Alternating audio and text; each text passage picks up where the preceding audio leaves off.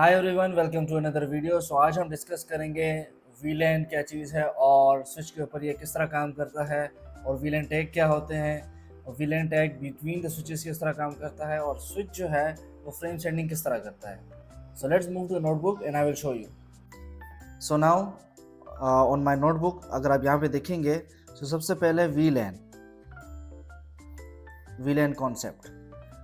So normally जो वीलैंस है वो यूज़ होते हैं आपके स्विच के ऊपर। सो फॉर एग्जांपल ये मेरे पास एक स्विच है जिसकी मल्टीपल पोर्ट्स हैं। फॉर एग्जांपल मेरे पास जो है वो 16 पोर्ट का एक स्विच है। ओके, इसमें आपकी अपलिंक पोर्ट्स भी होती हैं, ठीक है, जो कि फॉर एग्जांपल आपकी गेटवे के साथ कनेक्ट हो रही हैं। और यहाँ पे जो नीचे पोर्ट्स हैं इसको हम लैन पोर्ट्स कहते हैं, ठीक है, जो स्विच के अंदर नॉर्मली होती हैं। अब स्विच क्या करता है, बेसिकली स्विच है लेयर 2 डिवाइस। तो लेयर 2 डिवाइस का मतलब है कि ये डेटा लिंक के ऊपर काम कर रहा है, यानी OSI मॉडल के अंदर ये डेटा लिंक के ऊपर काम कर रहा है। तो ये फ्रेम सेंडिंग एंड रिसीविंग करेगा, तो पैकेट नहीं, यानी फ्रेम सेंड करेगा between the devices. For example इसके नीचे अगर फॉर एग्जांपल कोई पीसी कनेक्ट हो रहा है तो, और सेकंड यहाँ पे एक दूसरा पीसी है, तो आपस में आईपी के थ्रू कनेक्ट होंगे, लेकिन ये फ्रेम सेंड करेंगे। अगर ये स्विच टू स्विच ट्रैवल कर रहे हैं तो ये फ्रेम सेंड करेंगे, ठीक है। और फ्रेम के अंदर क्या होता है, आपका नॉर्मल होता है सोर्स, ठीक है, डेस्टिनेशन, ठीक है, और टैग लगता है जिसको हम वीलैन टैग कहते हैं। तो स्विच के अंदर वीलैन का कॉन्सेप्ट सबसे मेन है। नॉर्मल स्विच के अंदर अपना एक वीलैन होता है जिसको हम कहते हैं वीलैन 1, जो बाय डिफ़ॉल्ट होता है, जो बाय डिफ़ॉल्ट वीलैन है, ठीक है। और इसके अलावा आप मल्टीपल वीलैंस बना सकते हैं।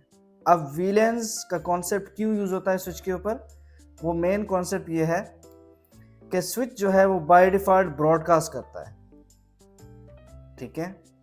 जब वो ब्रॉडकास्ट करता है तो आपके जो डिवाइसेस हैं, फॉर एग्जांपल यहाँ पे एक डिवाइस अटैच है यहाँ पे, और वो कोई किसी से इस फॉर एग्जांपल इस पीसी से कम्युनिकेट करना चाह रहा है, तो वो सबसे पहले पैकेट भेजेगा जो कि ब्रॉडकास्ट पैकेट होगा, ठीक है। स्विच रिसीव करके इंफॉर्मेशन और उसको ब्रॉडकास्ट करेगा सारे पोर्ट्स के ऊपर, ठीक है, और एक स्पेसिफिक पीसी उसको रिप्लाई करेगा सिंपली। तो ये जो ब्रॉडकास्ट है ये एवरी टाइम तो नहीं होता, जस्ट वन टाइम होता है, लेकिन इसका मैक टेबल होता है स्विच का अपना, जो कि 5 मिनट के बाद अगेन रिफ्रेश होता है, जिसको हम मैक टेबल कहते हैं। जिस तरह राउटर में राउटिंग टेबल होता है, तो यहाँ पे मैक टेबल है। तो ये MAC table after 5 minute again refresh होता है। जब ये रिफ्रेश होता है तो अगेन मैक एड्रेस रिस्टोर होते हैं, वापस ब्रॉडकास्ट होता है, सारे डिवाइसेस के जो मैक हैं वो रिस्टोर होते हैं, फॉर एग्जांपल। तो यहाँ पे इस चीज़ को अवॉइड करने के लिए कि फॉर एग्जांपल अगर ये एक पीसी है तो इसका ब्रॉडकास्ट, फॉर एग्जांपल अगर ये 3 डिवाइसेस हैं जो कि एक सेम डिपार्टमेंट से हैं, सेम उससे हैं, फॉर एग्जांपल फ्लोर से हैं, तो इनकी ब्रॉडकास्ट इनकी तक ही जो है ना वो महदूद रहे, ठीक है। इन और डिवाइसेस को ब्रॉडकास्ट ना मिले इस स्पेसिफिक एरिया की। तो क्या होगा, उसके लिए हम यूज़ करेंगे वीलैन। अब वीलैन क्या करता है, वीलैन बेसिकली सेगमेंटेशन करता है, ठीक है।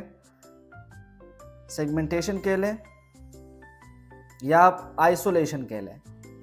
आइसोलेट करता है पोर्ट्स को, लेकिन फिजिकली नहीं, लॉजिकली। लॉजिकल ग्रुपिंग अभी हम इसको कहते हैं। इसका मेन जो डिफिनीशंस अक्सर लोग कहते हैं कि लॉजिकल ग्रुपिंग ऑफ पोर्ट्स, इसके लिए भी हम वीलैन कॉन्सेप्ट यूज़ करते हैं। अब वीलैन करता क्या है कि फॉर एग्जांपल आपका आईटी डिपार्टमेंट है, फॉर एग्जांपल आपका फाइनेंस है, ठीक है, और फॉर एग्जांपल आपका दूसरा डिपार्टमेंट है, फॉर एग्जांपल सीसीटीवी। ये 3 टीम्स हैं। अब आप चाह रहे हैं कि आईटी का डेटा जो है वो फाइनेंस के पास ना जाए, और फाइनेंस का डेटा फॉर एग्जांपल सीसीटीवी, और सीसीटीवी का डेटा फॉर एग्जांपल इन दोनों के पास ना जाए। सो इसके लिए हम यूज़ करते हैं वीलैन कॉन्सेप्ट। और वीलैन सिक्योरिटी भी है, ठीक है, सेगमेंटेशन भी करता है, सिक्योरिटी प्रोवाइड करता है। और वीलैन को हम यूज़ करते हैं विद द प्रोटोकॉल 802.1q, ठीक है। ये वीलैन बेसिकली टैगिंग जो होती है वीलैन की, वो इसके ऊपर होती है, इस प्रोटोकॉल के ऊपर। ठीक है। तो फॉर एग्जांपल आपका ये जो पीसी है, अगर ये ट्रैफिक सेंड करना चाह रहा है इस पीसी को यहाँ से यहाँ, और ये VLAN 10 में है फॉर एग्जांपल, और ये VLAN 1 में है, तो ये VLAN टैग यूज़ करेगा अपना 10 अपनी आइडेंटिफिकेशन के लिए with the communication of VLAN 1। तो ये कॉन्सेप्ट है VLAN कम्युनिकेशन का आपस में। अब VLAN बहुत इंपॉर्टेंट है, हर एक ऑर्गेनाइजेशन यूज़ करती है। फॉर एग्जांपल अगर वो IT डिपार्टमेंट है, फाइनेंस है, CCTV है, वो मल्टीपल VLANs क्रिएट करते हैं। वायरलेस के लिए भी सेपरेट VLAN क्रिएट होता है, ठीक है, और वाइड के लिए भी, ठीक है, डिफरेंट कम्युनिकेशंस के लिए, सर्वर्स के लिए और नॉर्मल सिक्योरिटी पर्पस के लिए आपके VLAN जो है वो यूज़ होते हैं स्विच के ऊपर, और यही VLAN आगे जाके फिर कम्युनिकेट करते हैं। इसके अलावा for the sake of knowledge, अगर फॉर एग्जांपल ये आपका स्विच है, ठीक है, यहाँ पे आपके मल्टीपल पोर्ट्स हैं, और यहाँ पे फॉर एग्जांपल एक सेकंड स्विच है दूसरे फ्लोर के ऊपर, और फॉर एग्जांपल यहाँ पे भी VLAN 10 बना हुआ है और यहाँ पे भी VLAN 10 बना हुआ है। तो इन दोनों की कम्युनिकेशन के लिए आपने एक दूसरा प्रोटोकॉल यूज़ करना है जिसको हम कहते हैं ट्रंक। ये भी स्विच का फीचर है। इसमें से कोई एक पोर्ट आपकी जो है वो कनेक्ट होगी यहाँ पे फॉर एग्जांपल इस तरह, और ये दो पोर्ट्स जो हैं इनको आप ट्रंक रखेंगे। इस पोर्ट को आप ट्रंक रखेंगे, और ये ट्रंक क्या करेगा, ये आपके मल्टीपल VLANs अलाउ करेगा। फॉर एग्जांपल इस स्विच में तो सिर्फ VLAN 10 नहीं होगा, फॉर एग्जांपल इस पर 20 भी हो सकता है, इस पर 30 भी हो सकता है, ठीक है। फॉर एग्जांपल इसके ऊपर आपका VLAN 1 भी चल रहा है, ठीक है। तो ये सारे VLANs ट्रंक के थ्रू इस स्विच के ऊपर भी आ सकते हैं और यहाँ पे कम्युनिकेशन कर सकते हैं। So this is what we call trunk option. अच्छा, नेक्स्ट, अब जो स्विच के ऊपर आपका VLAN टैग बन रहा है जो कि ट्रेवल कर रहा है, तो वो किस तरह होता है?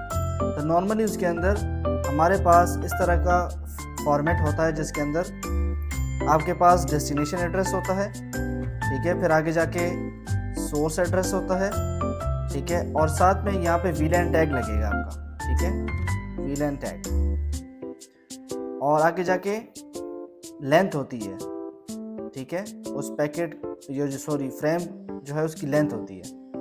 ओरिजिनल डेटा होता है आपका जो कैरी हो रहा है, और आगे जाके यहाँ पे FCS फ्रेम चेकसम, जो कि आपके जो ये फ्रेम ट्रेवल कर रहा है उसके एरर चेक करने के लिए, इसको हम आल्सो कहते हैं IEEE, ठीक है, 802.1 VLAN टैगिंग। अच्छा, अब इस VLAN टैग के अंदर क्या क्या चीज़ें होती हैं? सबसे पहले यहाँ पे होती है TPID, ठीक है, जो कि 2 बाइट्स की होती है,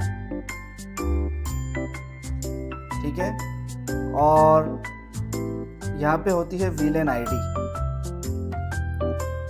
12 बिट्स की, जो कि इसके साथ ट्रेवल करती है। तो ये एक जो पैकेट बन रहा है, ठीक है, ये ट्रेवल कर रहा है एक पोर्ट से दूसरे पोर्ट के ऊपर, सिंपल, या एक स्विच से दूसरे स्विच के ऊपर। सो this is how it's the VLAN work basically.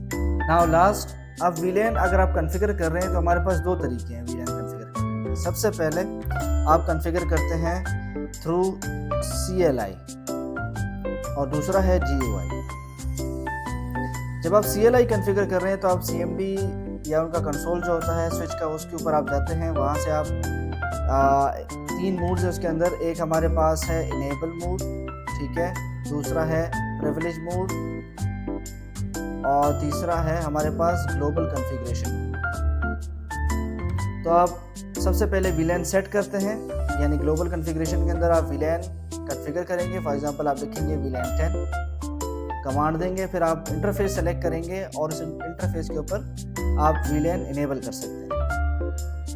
तो वो सारे पोर्ट्स आपके VLAN 10 के मेंबर हो जाएंगे फॉर एग्जांपल, और आप VLAN को नाम भी दे सकते हैं, होस्ट नेम करके आप कमांड लिखते हैं उसके ऊपर सिंपली। CLI जो है वो थोड़ा डिफरेंट है, थोड़ा कॉम्प्लेक्स है। अगर आप एडवांस कॉन्फ़िगरेशन के ऊपर जाएंगे VLAN की, अगर आप यहाँ पे देखेंगे तो यहाँ पे हमारे पास एक और कॉन्सेप्ट है GUI वाला। तो GUI के अंदर आप बेसिकली इसको हम कहते हैं ग्राफिकल यूज़र इंटरफेस। तो यूज़र फ्रेंडली आपका एक इंटरफेस होगा जिसके ऊपर आप VLAN को कॉन्फ़िगर करेंगे और सेम स्टेप्स हैं, सेम कॉन्फ़िगरेशन है, लेकिन आपने जस्ट क्लिक पे मल्टीपल 3-4 क्लिक्स के बाद आपका VLAN कॉन्फ़िगर हो जाता है। फॉर एग्जांपल आपने फर्स्ट स्टेप क्या करनी है, VLAN को नाम देना है, VLAN name for example IT। फिर आपने VLAN ID बतानी है उसको, तो फॉर एग्जांपल 10। और थर्ड आपने उसको IPs बतानी है, यानी आपको IP रेंज बतानी है। और लास्ट है हमारे पास, आपने पोर्ट सेलेक्ट करने हैं कि कौन से पोर्ट्स आपने इस VLAN के मेंबर बनाने। GUI में ये ईजी है क्योंकि आप क्लिक क्लिक पे सारे पोर्ट्स भी सेलेक्ट कर लेते हैं, रेंज भी डिफाइन कर देते हैं और VLAN ID भी, और इसी के साथ आप DHCP उसका कॉन्फ़िगर कर देते हैं उस VLAN का। So this is how it's work, and this is all from the video. If you like, give a big thumbs up and share the video. If you need more information and updates about networking, please let me know and I will make more videos on it. Thank you.